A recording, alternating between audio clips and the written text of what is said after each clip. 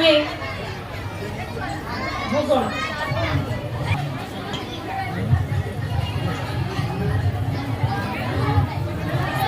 अच्छा एही राउंड रो नियमावली को कहि रखिछि जे एही राउंड रे अछंती हमर 4 जण पार्टिसिपेंट्स एमाने परवर्ती राउंड को मध्य एमाने जिबे एही राउंड रे कोनोसी एलिमिनेशन नाही जदि से माने ठीक उत्तर दउचंती ताहले +10 आ भूल उत्तर देले कोनोसी मार्क मिलिबो नाही जदि क्वेश्चन कहि न परिबे पास पई सेही 5 मार्क्स तेबे आमे आरंभ करिवु प्रथम प्रतियोगी सुब्रत समस्त दर्शक बंधु मान को आज एक घोषणा जहाँ आपण मैंने समस्त जानी चर्चित अभिनेत्री जिना सामल से बहुत जल्दी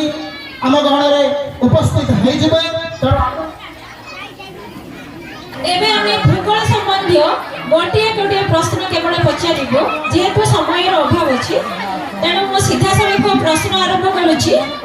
सुब्रतंक पई प्रश्नटी हैला ओडिशार उच्च न्यायालय केउठी अवस्थित ओडिशार उच्च न्यायालय केउठी अवस्थित 10 सेकेंड एवं एहर नियम कहि सारछि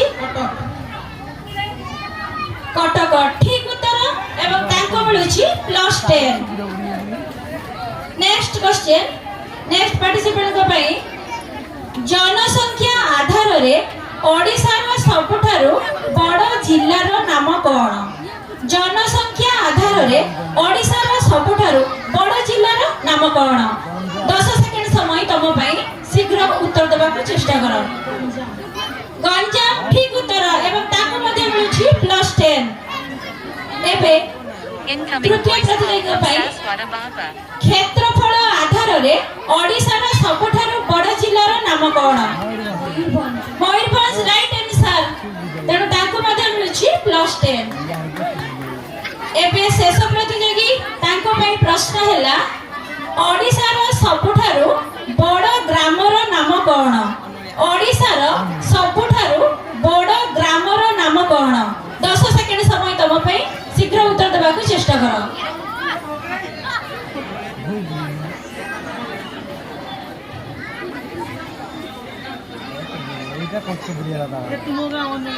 पास ठीक अछि प्रथम प्रतियोगी प्रश्न पास प्रश्न पाइचंती पास द्वितीय प्रतियोगी पास भुवन एकदम ठीक उत्तर एवं ताको मिलुछि +5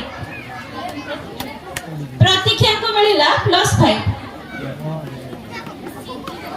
एही राउंड रो हमर गोटे प्रश्न पचरा सरी जाईछि एबे ठीक अछि तृतीय राउंड रो शेष सुद्धा फलाफल सार माने टिके जणै दियंतु धन्यवाद वर्तमान सुब्रत तळे रखिजंती 55 मार्क्स तेणु जोरदार करताली सुब्रत को पई जोरदार करताली तनुश्री महांती से रखिजंती 45 मार्क्स से मध्य कम नहंती तेणु तांको पई मध्य गोटे करताली हे जाऊ तृतीय रे अछंती प्रतीक्षा महांती से मध्य 45 मार्क्स दी जण को टाई हे जाईछि और नेक्स्ट रे शेष प्रतियोगी शुभंकर दास से रखिजंती मात्र 30 नंबर तबे एई राउंड रे कोनोसी एलिमिनेशन नाही तेणु दुख करिवार किछि नाही नेक्स्ट राउंड रे तमे ऊपर को मध्य जाई परिबो तेणु समस्त को पई ऑल द बेस्ट एवं करताली दर्शक मान तरफ जोरदार करताली थैंक यू धन्यवाद मैडम तमे माने समस्त अंतिम पर्याय रे आसी पहुंची